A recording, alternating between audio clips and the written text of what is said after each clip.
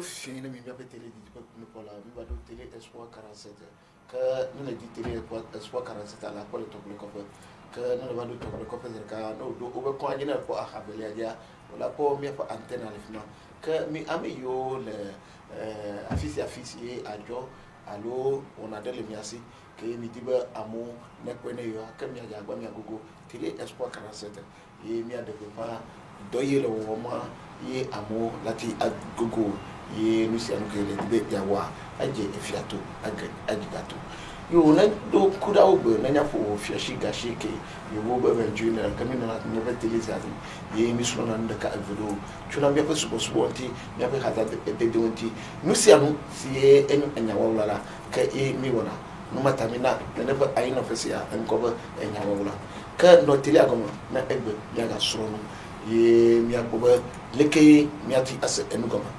entrasi ba ya mi fonu ye mi le no asrom via mo ele abe le tire cadeau voya que entrasi ba ya mi no eji yimu no me fonu ba do te pere que mi bia question to sinai be etulanti wonao ka egbe mi ya anai imi afu 20 mi ya abia ndeka evro to sinai be to anti aba le ye kwasrasi ba ya mi no owom enen no tira ko ni mi kata mi asoro ke na mo na ya le amanyere ka ko ino na te ya mi soro na no ka nyaku amakuko no na te ya ke wade ne ne amakuko sia kofia na mi ya ato mi fa wona oje ke magloba wezolo mazo le ke pomato on tofo de view ofo edori edwaledi iledia ledi apa amo ja globa ebia ke mi am ko ina le te ya oh mi am veo ke amerika de ka potu ya ke feu rouge o ba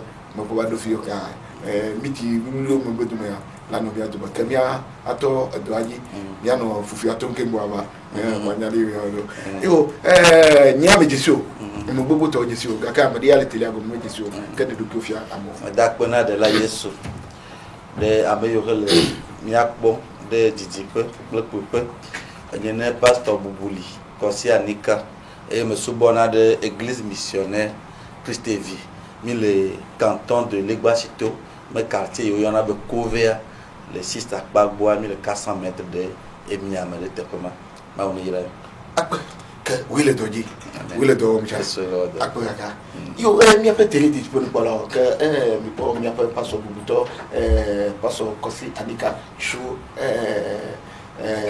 Legbasito na mado Legbasito que na nyado sister gbagbo le agoyemema que la bo ne pas subo te pesia enyo passo aba le ye mia fo musulman mo ba do a que mia yi mia fa enyaji encho kwasira se va ye mi no fo ye mi no fo cho sinai be etolanti que me bia question de ba ma wo fo nu gede cho ibe nu ona onti ibe so ibe ganini onti le sinai tolaji voilà na minya encho ba sinai toa o mati akpo de popo cho na na fa sinai to si anti o nyamama konam tututu ela bana tutu ma bio na yiki ngwana question de lea que ma trobio ela bana me di mas nu yu na sinai toa ye nu itai sinai toa o mati akpo de popo 20 que me di mas chopo mi dakpena abetoa me di bana nyase nu kanye sinai toa ntogom sinai nkwontoa odito Babylonia tome mau leti mau yo yona be sin yemenko moden kwato be sinai ye etodo wonya o ga yona toma kebna oreb ye fima ye gaima Mose maule former Mose maule le tout Mose ro tudo kakao tudo vo ye mawa de do ko fia ye mau dome dola on va de edo kofia Mose de un vedem un ver le bibivoa me le fiatio ado ko di me ma un to di diba me to la di diba ye on va de do da Égypte ben ba de Israël yo e yo de Israël yo bona e yo va do fima tututua Israël vio le bobolo bena menye Mose koe a nyama wo yo che duko ko yo ni e mo be kamale duko ne jiraro de keton Mose ne jiraro le Mose bagbale gba velia eta me wi a shekema OK ye Mose jira duko ye duko le gbesoso be ya dogo mawo ye mawo dome dollar do dak dollar didi de tuaji menye mawo to didi de tuaji mawo me dollar e ya didi de tuaji ko didi de tuaji a e fonu pe Mose de Israël viome nkuma e kama ni kpobana le sine tojila menye mawo to didi ba fimo elle veut vider bena di jipo nu polola on se fima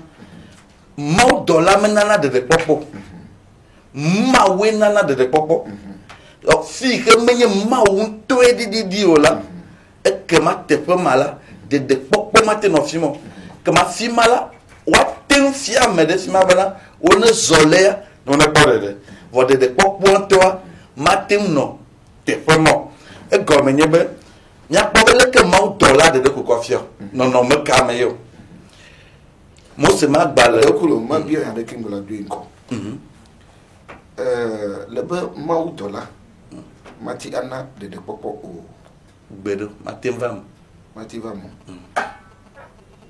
OK c'est parce que me jaba bi ya de kwa ntie mau dola matemna me joto ke ka me gomo jejekpa kakana gbe ya mau dola me na de popo mau dola la eva wana dode e mawe nana de popo mawe de na numata na me de subo na mau dola la amajabu OK c'est parce que egbeme le egbeme parce que mi le pepe voir na question de va me dina ba ma ase comme vire elle a bena egbeme même mionto passo de me la ko dola dollar be subo jena le kobi quoi elle a bena fima même ya ko dara parka berka elle a bena nu mi o ma mia anu ya kengo ne mia fufu aba lati adu me mireta snai to ai e di mi onu ya vo ma bi ona e chora me ya bi o question to ndi quoi d'accord tifia le que mau dollar didide le non me kamo didido Mose me agbale atolia etamato et puis beaucoup bla efe. Quelles sont les paroles que prononça l'Éternel à haute voix sur la montagne? Bena de toi dia leye Yehowa blonya se de ka Mose ya leye Yehowa blonya se de na Mose ya Mose ya non ko yimi bo du milieu du feu le tomea yegbeadido des nuées et de l'obscurité à Lili bela viviti yegbeadido et qu'il adressa à toute votre assemblée sans rien ajouter ye ogbonyao na nyatukoa inya yo gboloa Mose ntom ga ko de ko pe ntim donc non me mau dola de do ku kofiaro me ga le tegbere di be mau dola e yae va e tuaji e yae va te pe pastor va trouver mbuduma me la trop clenoa kan ni ya refia cho mau dola be li yo fumpoa e la bena Israël du quoi o le boblone Mose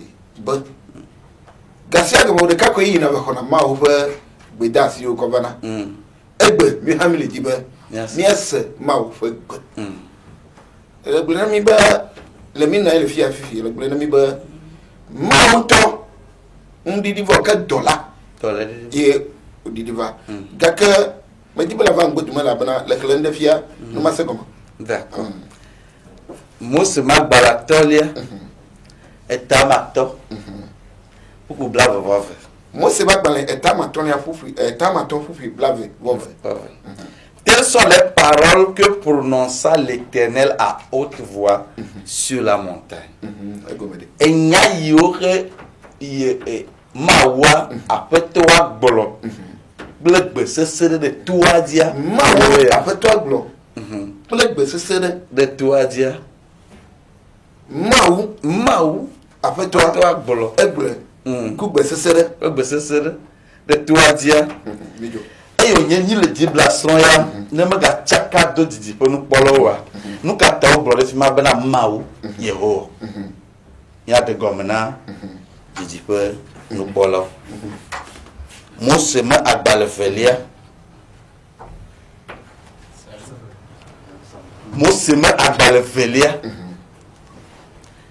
eta blave voton e pe pupui blave vo blave quoi de blave vo de ke Mose Magbale Efelia.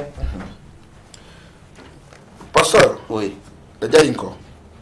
On a invité Camille Dia Evado. Fatrova Mbodeme. Net fait c'est l'ennemi. La Fatrova Fima. Ennemi. D'accord. Mose Magbale Atolia imiklan tutuba. Mose Magbale Atolia. Mose Magbale Atolia et Tamato pour blave vove. Pour blave vove. Eh ben, telles sont les paroles que prononça l'Éternel à haute voix sur la montagne. Et il y a yoye apetoa blokbele egbe sese de etouadi du milieu du feu de Djouam, des nuées et de l'obscurité, de Alili Papel Viviti, double quoi, et qu'il adressa à toute votre assemblée. Et au boulon, il y a tout quoi qu'attend, sans rien ajouter. Et moi, c'est mon gars, quand il y a que. Ok. Moi, je dis. Le nom, maintenant, à l'autre télé, comme on a on y a aussi fibre. Maou, me fous. Alors, Maou me divorce. Que dollar. Yé ou do. Donc, dollar ou donna. Le Sinaï. be tulaji gakale enu khkhla aba yufu guya ke wontale de gomia le be mawo funuku egbesese na dukoa me de ku fima chaka chaka le fima na enya imenya be amako la pia chaka chaka le fima ela bana le be dola do gake mawo be gbesese me dit la de mon vie qui me n'a mis encore. D'accord. Je peux nous parler de ce gommeri. Les Bibles sont romaines. Ni plondo. Mose Magbale, Efelia, tabla voton. Nya klento pour bla ever. Mose Magbale, Efelia et tabla voton. Nya klento pour bla quoi il bla voton. Blave. Quoi il bla voton. 20 à 23. Et dit, eh ben, voici, j'envoie un ange devant toi.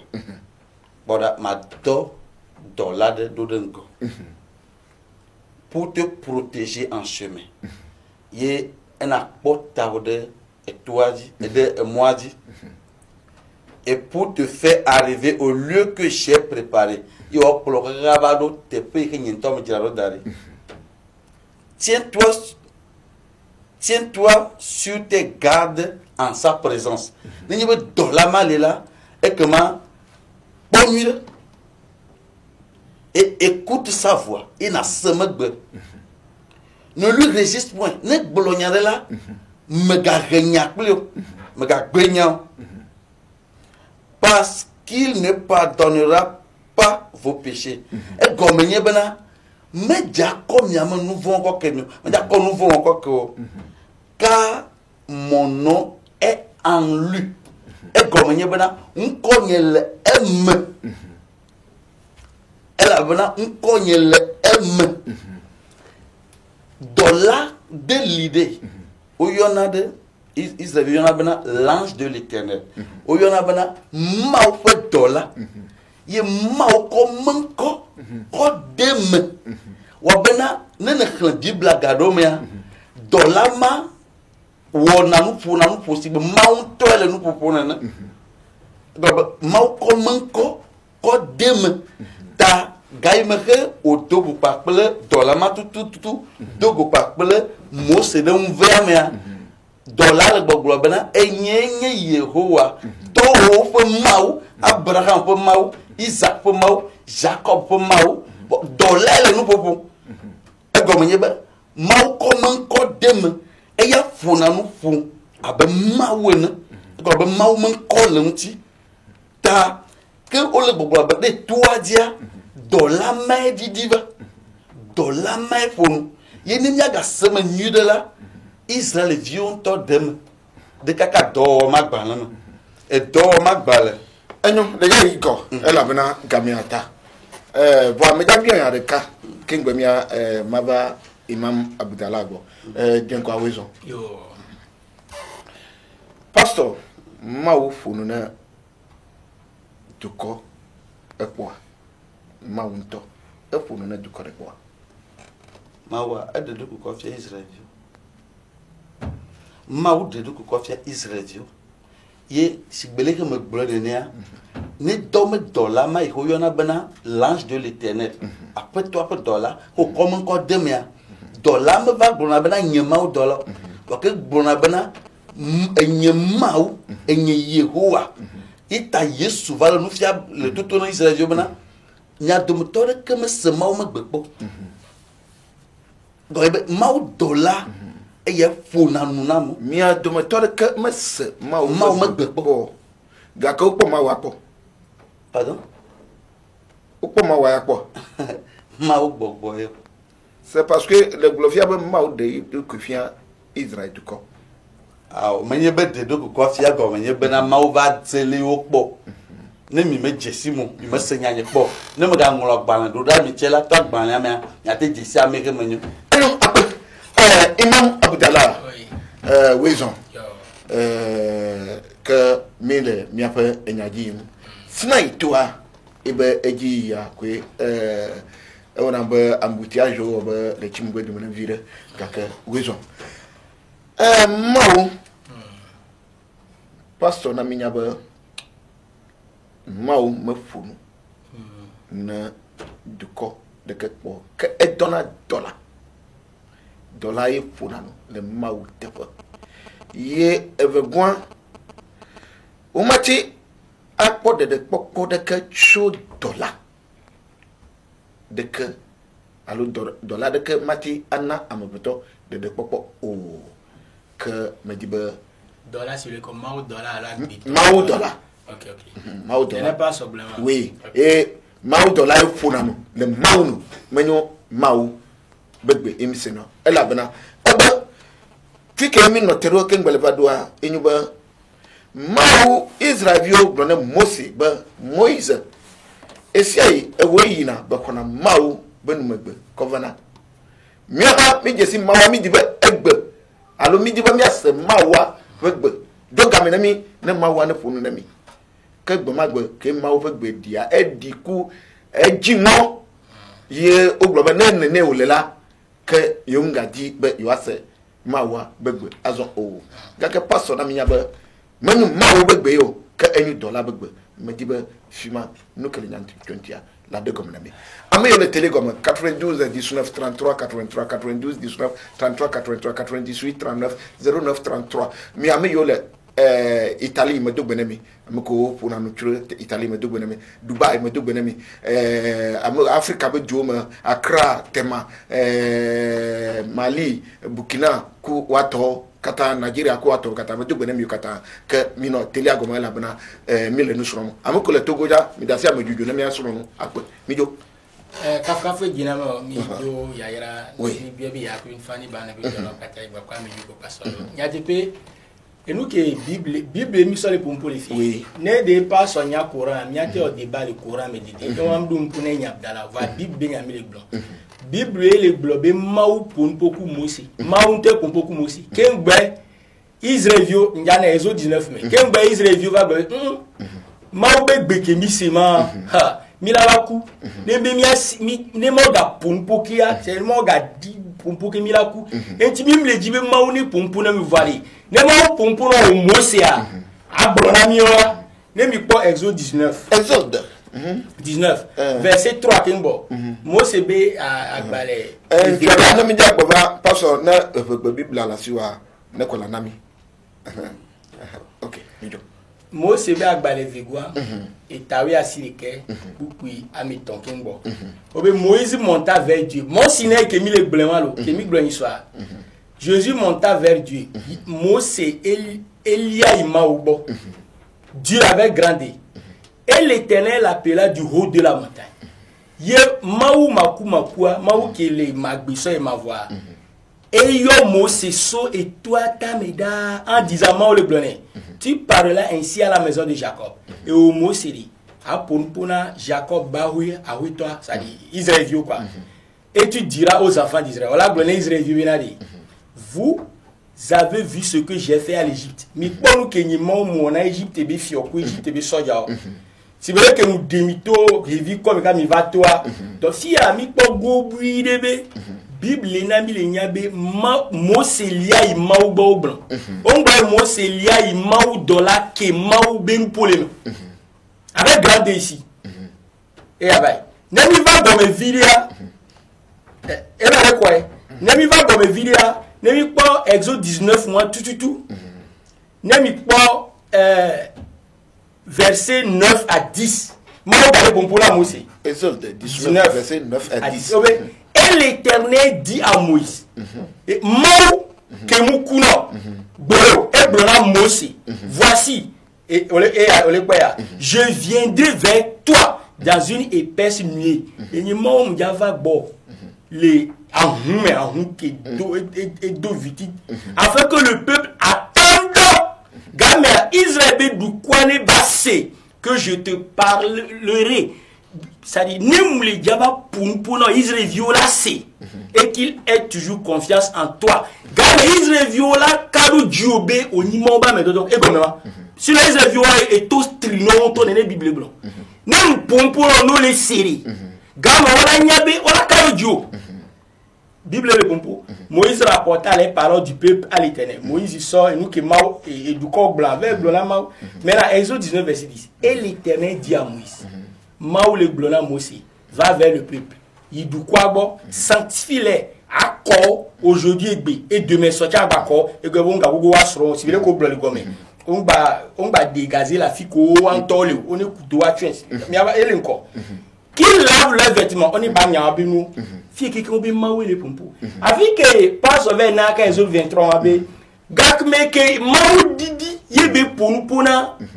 Moi c'est Israël violé série. Yé toi le hun quasi joko ezoré. Faut dire Israël be maou pompo mi sele ki ale.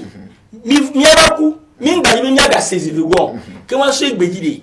Maou pompo na odi. Aba blanami. Vous vous entendez bien?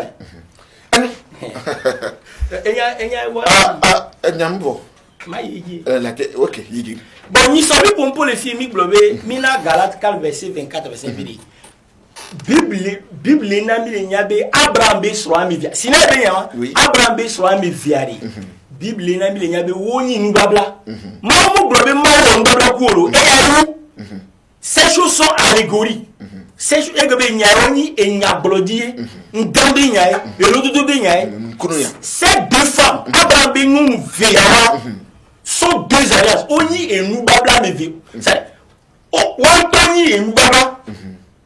Et nous babla oni, mouibe maoube on babla kuo. Oni et nous babla, et comme Sarah, et nous babla. Aga, et nous babla. Et comme parce que ouais, j'avais dit des vieux collègues, qui avait dit Yesu Muhammad.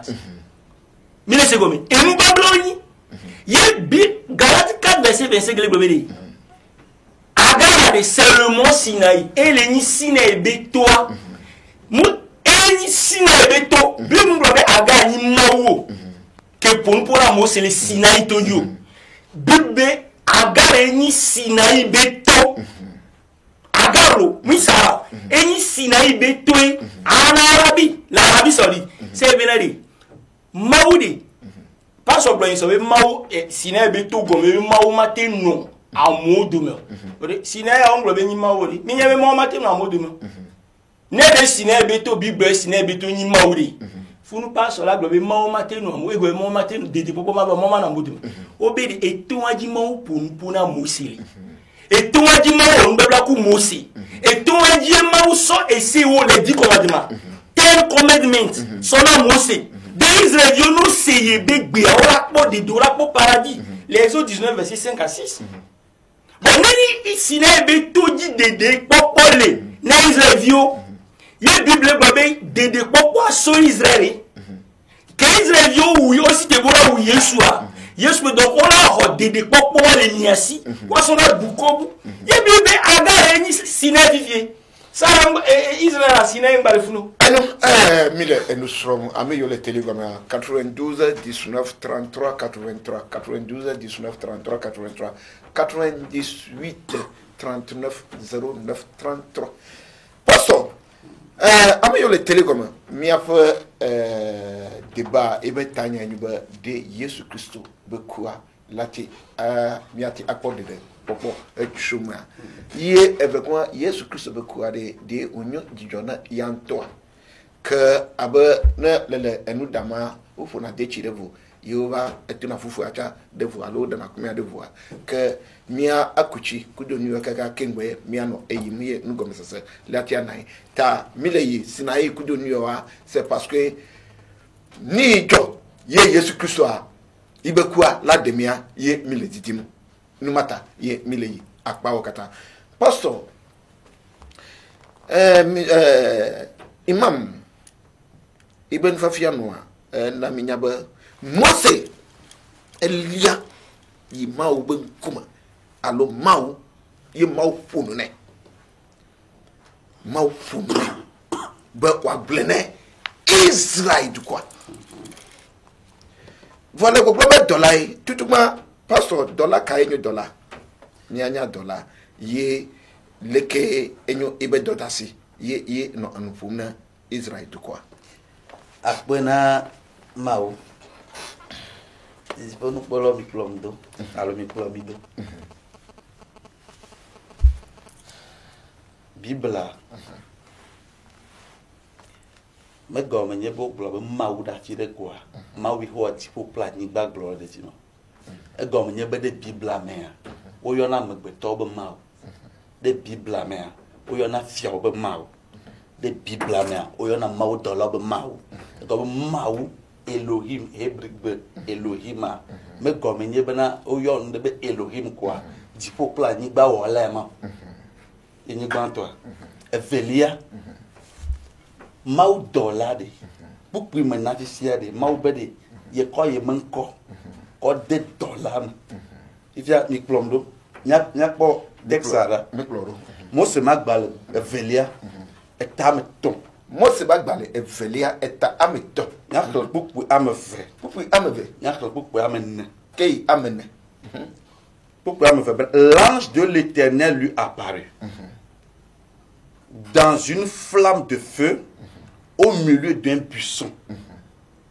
Moïse regarda et voici le buisson était tout en feu et le buisson ne se consumait pas.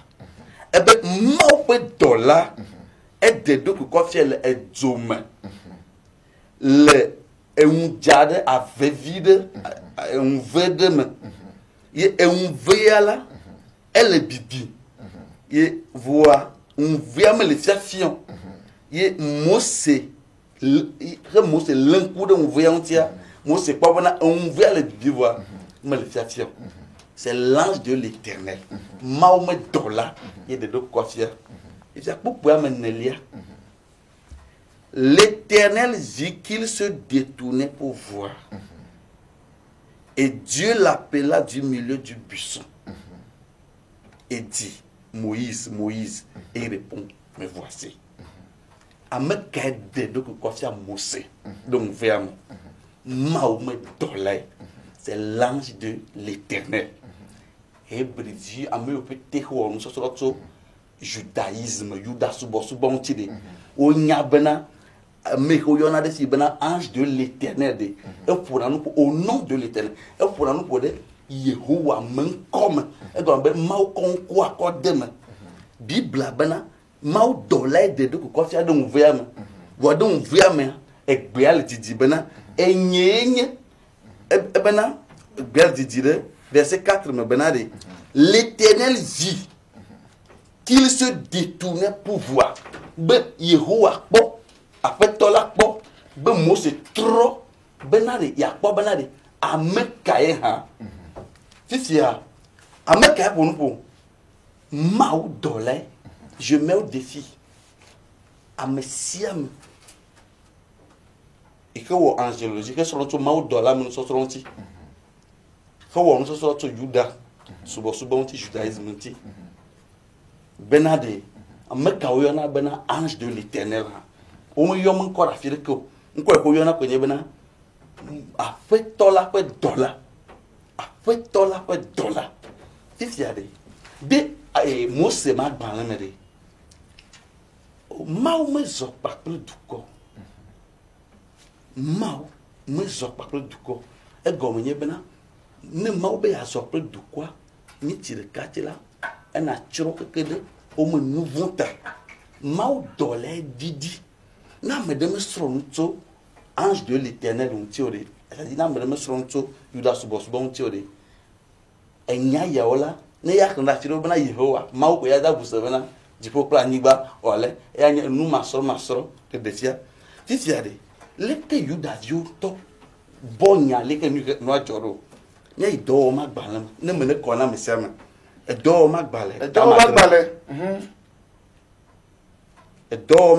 madre Etienne le no popore fima Etienne que oua Etienne ko wu enye yo ho gbolo ye o fe domena ni ameko nyu mausubola tamo yo wia ta frère Etienne ya no Jésus Christ on dit Etienne oui parce que Jésus Christ couvre après 43 ans yo Etienne Bible me globe no Jésus Christ on tire OK mijo parce que ne o que lui apostolo quand le Judas tepela que man no Jésus on tire voix diacre ta fille Bible en bien glo quoi OK mijo Mose do magbale eta madre pour blaton do magbale eta madre pour blaton pour blaton voni Fei pour blaton voni menye quoi yo ba didi la blaton la tuer ay blaton do voni OK 38 didi pour nous polo que du black bloc on a marqué 40 ans plus tard le peuple n'a magbia un ange lui apparut au désert de la montagne de Sinaï, dans la flamme d'un buisson en feu. Ameka de quoi fier. Ameka de quoi fier. Stéphane Benade, Etienne Benade, Mahomet Dolay, et de quoi fier Mose. Gaïma Benade de ma foi pas d'aria, Mau Dolay au nom. Où y en a ben ange de l'Éternel. Y en a Mahomet Dolay. Sinaï Todi, Ameka de quoi fier.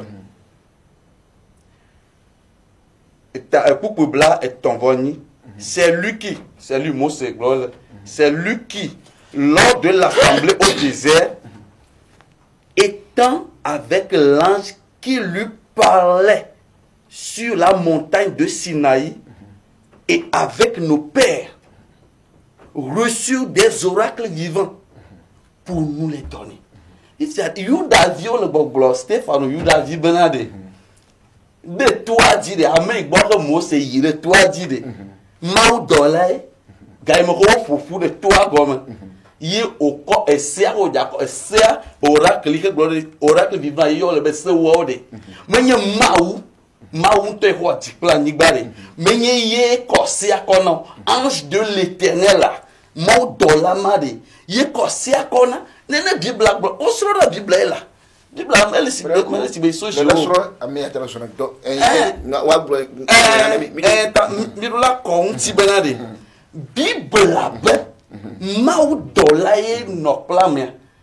Hebrevio be bi mau dola ye nokla me. Titia enye togo toma va globena parce que on l'Éternel ko va. Me glotongo benade. Les Bible américaines. Même Mose a eu Elohim, il y a Mao. C'est parce que nous tu bien il y a un fille qui déjà nous tu bien y a parce que on a mis nya Bible. On a mis Mao abena mo se be wo ma chodo Mao tefa na Pharaon. Ne Pharaon. Mao be ma chodo enye Mao tefa na Pharaon. Donc nya Mao dollar si o dia yele yama glone Mose. Donc parce que nous quelle la fille a nous si nous très bien Mau dollar iko yona bena apet dollar ye de lu ko fi Mose ye bolo Mose e yo va do toi ye de siacha Mose ne ngongolo a bolo ema lo ni ma didi nya pa. OK et nous parce que bien y bien ye ni ameja jo le gbo me bien y bien ba amegbeto okpoma okpo le be ede dukifia Israel dukwa gake maoma ke de duki kofia Israel dukwa kwa maoma me fonu na Israel dukwa kwa ke dukwa la kwe kudo la fonu ne me de kuku ema le jaba de gomonam e la bena na mawa ibenu fo ejinwo ye Israel me dibe yo ase ibegbo ha dollar. OK que efia ba mawa ntama parce que na Israel dukwa eti de dukifia duko ye dollar ben fofo jinwo fima le jade mena mijo. OK monsieur Jasco et téléto mi pobe mi rekplo mi yuri passer audio ko vana misina mi atole everi nanya mi akobe pas so be nupo meta flachia et ce contre de be nyon po ana Exode 2 verset 3 kebina obe l'ange de l'Éternel on be l'Éternel oui vous te les parce que ce français be argumenta obere maou maku de be dollar afirigu pe ke obe yo l'ange de l'Éternel là ne muni maou yo po sona ange de l'Éternel pe faut plus qu'on mire les Exode l'Éternel dit à Moïse l'Éternel dit donc à vous l'internet l'Éternel dit à me dit pas son internet de comme madame Lefman c'est parce que nous que les noirs mais français béa. OK problème le camener voir ne une seconde pas ça dit moi une seconde passons l'Éternel dit l'ange de l'Éternel dit l'Éternel dit apetola be l'ange de l'Éternel dit apetola pe dollar be photo to les parce que même acte 7 verset 38 que venait Fidemia c'est une comme Java fond Bible les globé Maou yo Mose be pour que le Sinaï toji être Maou trop tonner l'Exode 19 wa que na me bien aller vers les review oni jrado ni ko egbeku so nja didiva ni mano punpuno ola no senu poni toujours l'Éternel Maou apito Maou ye Israël be ao et nous pour que yo c'est le Maou be numéré esu yo vont yo la baku no ga baseke yo la baku entide quand on est Maou punpuno o Mose a punpunami après Exode nemi quoi gakwe ke Israël vieux blolé ka Maou original après Maou va don Maou dans la vie et acte 7 verset 38 qui bena misero mise mia sende comme dit obere celui qui lors de l'assemblée de Isaïe Mose que Israël vieux be bobopele aniba pour plus désert mais étant avec l'ange Mose wan le bakuru Maou dola qui lui parlait, qui est pour cuit sur la montagne de Sinaï. Le Sinaï, tout l'a dit, et avec nos pères. Maoudola li pour Mousse, Bakoumia Tao, c'est l'eau. Et avec nos pères, reçu d'être sarifié. Israël vioa que Maoudola va les pour Mousse Fifia. On va beau. Parce que nous pouvons, nous m'ont tombé nous pouvons, Maoudola ben nous pouvons, nous allons voir. Et le pompona Mousse, Israël béton les coups Mousse, on laisse, on globe là, mim barigimia c'est Maoudola qui a ben pou. Là on va bloquer, il fait voter tous les mains. Car que banque Maoudia, et toi nous, Azizo et tout, et Zoé dit, Israël veut me dire, c'est que, si finalement, ok, m'ne un pompona Mousse là pompona, car même moi, quand on a Maoudola. Bon, avec le problème là, Maoudola zena Mousse les, et ni a Sine Betoji.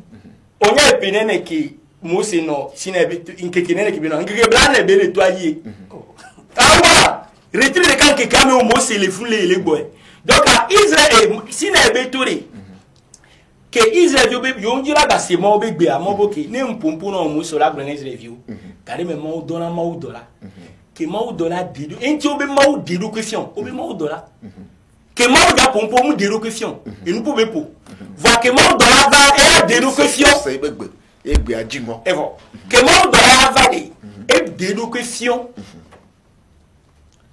Bien c'est comme et délo question Mose. Yé béré pour Mose laissé Israël vieux béton laissé. Fifi allez. Et nous qui dit bien c'est comme allez. Et nyanto encore bien mi a trouvé nyadi. Pas sur le globe dédé pokboa.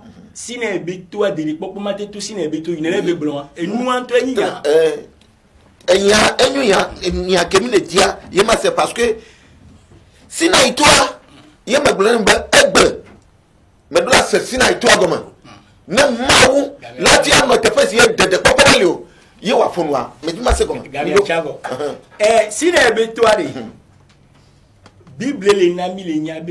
Moi même que Bible va glober agar ni si na beto ntie bola trobe dire papa mato si na beto yo. Mi mate wula no le Bible me bo. Moi même que Bible va glober agar ni si na ito parce que prophète déjà dit prophète dit amede java va bola tronya ori. Elle mais ça be si na beto. Elle est Bible mais là Galatia verset 4 là. On veut agar de si na beto béni les Arabes. Mille secondes. Les Arabes sont dit, yo on est mouni ne de popo mou les sina beto me. Nous quand il m'a aussi ici à me ona Mose bene so bana Israël yo no odegia ola ni du ko le ben kume ola ni ebe vosa be nkono lao. Les Exode 19 verset 5 à 6. Ne de popo mou la mo be no sebegbe o so odo. Ne de popo mou le toya maou la no te be ke de popo mou lo. Et là dans la comprendre les sommets. Les types qui étaient des popos mouleux.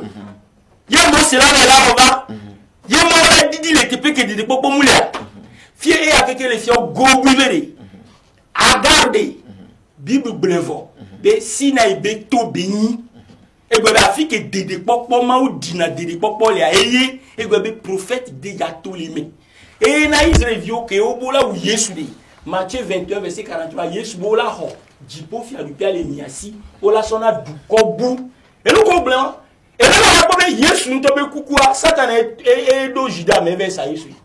Que Yesu kou apôtre les Jean 13 verset 2. Satan est pour la do Judas mais bien vers ça Yesu. Yesu que dans le Matthieu 26 verset 24b. Avec que ce est dasboni ou et on nous voit grand que on nous voit kata. Et on nous voit grand. Yo be jienyo. Dere popo que Yesu be kukumo. Et là Yesu be ola au paradis à l'emiasi. Jibo fi alupia. Kuru ke la plameya. Ola sona du kombo, du ko et haoi du ko. Mire c'est comme donc la fille Bible clair be agar ni Sinaï et be dede popo fi ale evai arabo balobi. Ismaël a be jijime. Donc à Maou donc prophète mais nous serons bien yinko. Après mais tout le monde peut dire mais de bonne teacher le Mali. Teacher le Mali me double nous fions là le Mali me double notre après passo oba de wo afokpa elle a bena te fait sier le vadola enyu te fait kokko nous kata egnama elabena mawu be imen nona teƒe sie eƒoɖi o ye abe le wo enya gbɔgblɔ ya ke mawu dɔla edza ƒonu parce que le be mawu dɔla ƒonu ta ye ŋti be mawu dɔla ke mawu dɔla sie nyu dɔla se ya nyu dɔla menyu mawu nyo ke edza ƒonua egblɔ be wonanɔ kɔkɔe womega dogo woasrɔ̃ wo wome ega wɔ enu yie enyuiɖi o wobe awuwo ne nye ne woanɔ kɔkɔe ne mawu dɔla ele di kɔkɔe nyinyi ma nu kata ye Sinai toa la nyu teƒe si mekɔ ye ɖeɖekpɔkpɔ mati atso fi ma vɔ ye enyamia evana etso nane ƒe teƒea medi be la de gɔme na ɖeɖekpɔkpɔ mate to Sinai labe mawu dɔla menana ɖeɖekpɔkpɔ mekɔe se bena le nusɔsrɔ̃ yɔ megbe anya ɖo nyi ya ye amewo se emegbe la woda trɔ va srɔ̃ ŋutu ake ɖe ŋuti amenya mati dzi ɖe ŋu ɖe o c'est parce que enyawawo la ye ta enyayiwo la imi le di tel fia tadi miame de quoi mawu dɔlawo la woɖo dɔ vovovo mawu dɔla ɖewo li la ne wova Mesia menya kpɔ gblɔna tsi be Gabriel nene ne ya gbe ava ne me Mesia menya ko la me va no me ye va no bon ma yi fi ma ha ɖo mi nɔ nye ke mi le dzi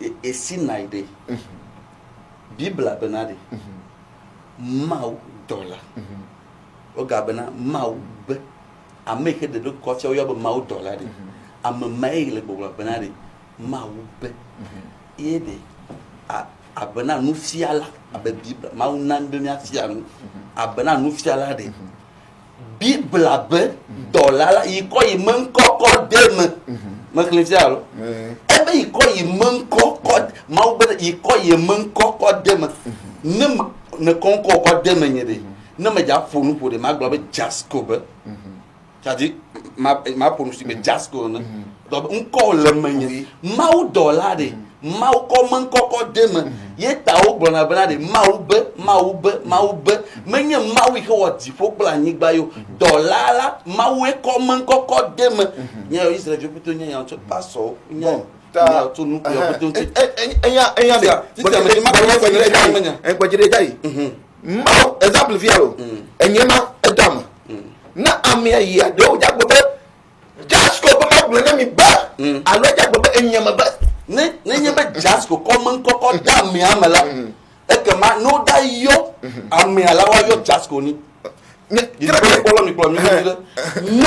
Jasco kɔme ŋkɔkɔ de me nye de ne Jasco kɔme ŋkɔkɔ de me nye de ne wo dza yɔ mu la no yɔ nyeme ŋkɔ be bubulia watsɔ Jasco kele ŋti enu ya woayɔ bena Jasco ɛnɔ be Jasco me ŋkɔ ekɔkɔ de me nye fifia mi le gbɔgblɔ be mawu dɔla ma na mi le gbɔgblɔ bena de enu yi ke ta mawu dɔla ma na de kpɔkpɔ de est-ce que mi le nusrɔ̃ to Sinai menya ŋutia Mose magbalẽ velia eta ame blave kpukpui ame wuienyi mi kpɔ nu yi ke dzɔ ɖe Sinai etoa ŋutɔ nu yi ke dzɔ ɖe toa dzi kple nu yi ke Israelviwo gblɔ ɖe fi ma.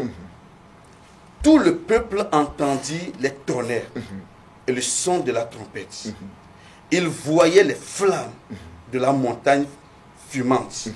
À cet spectacle, le peuple tremblait et se tenait dans l'éloignement. Bible amela enyati de sia de do comme c'est ça. Bon, on est yina mi vile. Bible amela enyati de sia de do comme c'est ça. Parce que amour le quelque du talé c'est à me boire mais il y a me dire. Mayo, OK. Nenye be Bible asa nyati be du quoi? Vous de documents, vous yo no zagere. Comme c'est ça ni benade. Fi kaye du quoi no zageado. Du quoi no zagede Sinai to agbo.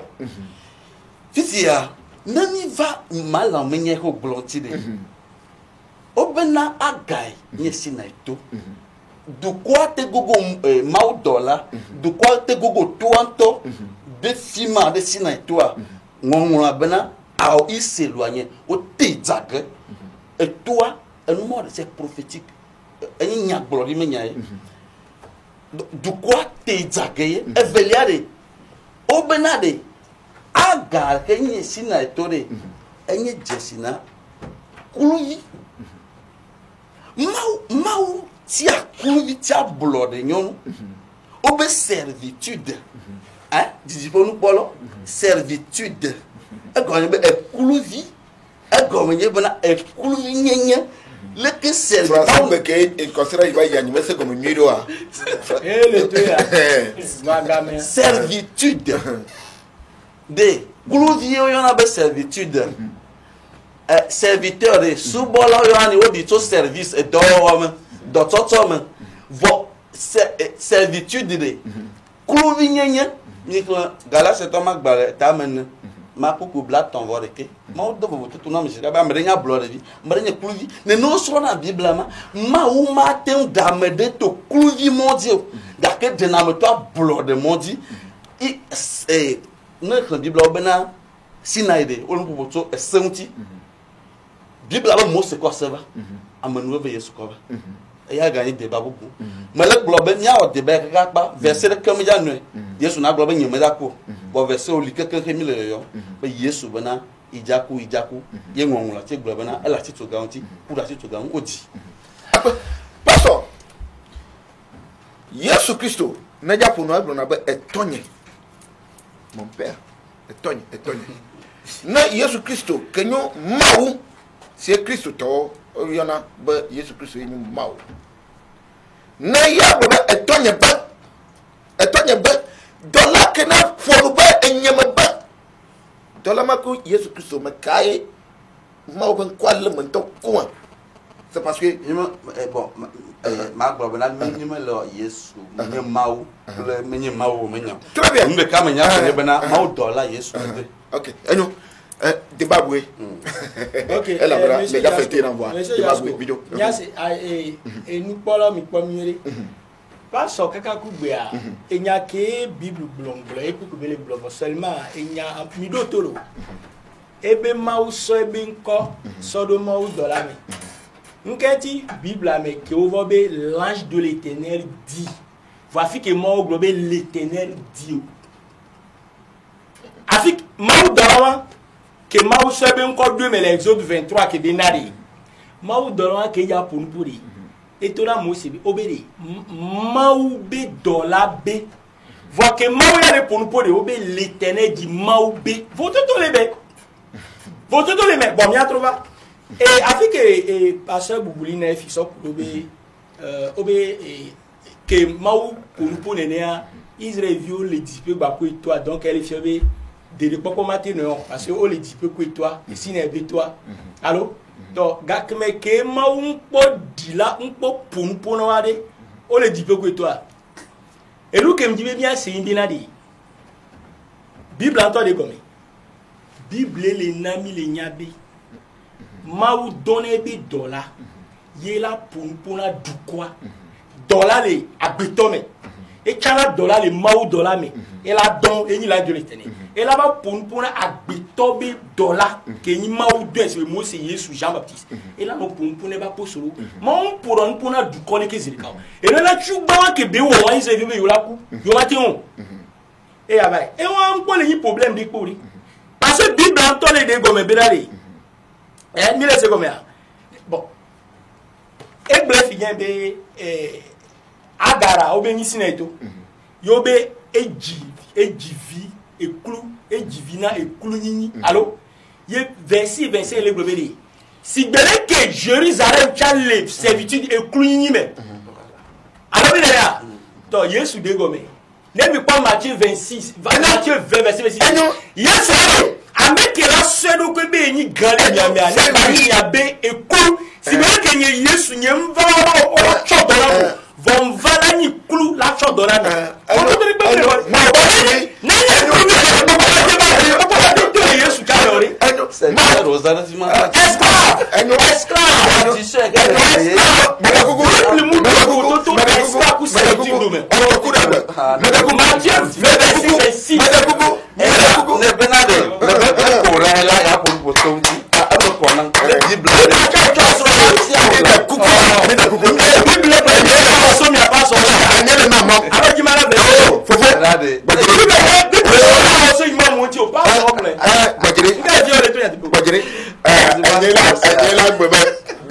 ji enye kila gbe ba wunu de ba wunu legbe atome mi bonu de ba wunu legbe tome mi bonu enya be tele ji fo pola mi ba do egbe nu so so be enu wa labna na mi na le tepe ya na wa le la poma ye le so ba yinyesu va na nyo kata mi anofia mi asoro no va na mi asoro na labna na la poma ya la so be la kwa na la poma magogo tepe ya la so be nam na fia mi no na nkome gaka mi kona no na mi wo mi kona no gaka mi do nu soro pa ya kwa nko ko mele fio ya yema akpe gbeto ami cho seri tepe ya mi no kwa bia ma ye o trasi le nundi ye mi se mi afa gbe ya wo ye be Octavio corona jovo me ja yin sa re ajo yin alma donc le fima ina mi jo le fima vo kwa mi apo Suleiman di ya di jone Suleiman no tepe ya ke na mi ba mi afa kwa mi amole kwa gbogbo pastor le kwa mi imam le fia gbogbo ke na mi jo mi afa ayin no fele tepe ya mi po pastor bubuto ma fama kosi anika bubuli cho agwe legbasito moji le sister pagbo fime sumosuwa elema na yigwa la pogbo le gbogbo mo kekeva ntila mo na le jole fuma la ba pastor ma fama imam mi pastor imam pastor bro la imam bi gbe wanya o so anti nya imam ni eyo odo mi jo donc o ba be la imam abebe imam mi to to afere fia donc mi yom ko be mi anofi mi abe sukola mi ato mi afufu eduma be jasko egbe to afere fia e ba yin tokuda gbe mi ato mi agbe baba I